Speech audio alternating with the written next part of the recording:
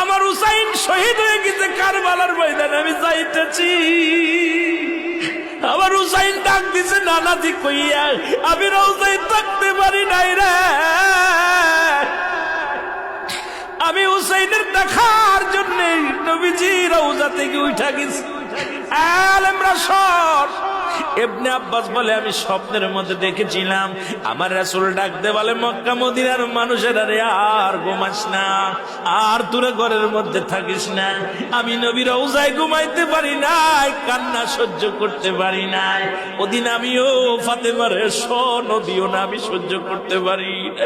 আমার হুসাইন যখন ডাক দিয়েছিল না নাজিয়া মুহাম্মাদ মুহাম্মাদান করে যেদিন ডাক দিয়েছিল রে, সেদিন আমি নবী রওজা থেকে পাগলের মতো উঠে কারবালা পর্যন্ত চলে গিয়েছিলাম।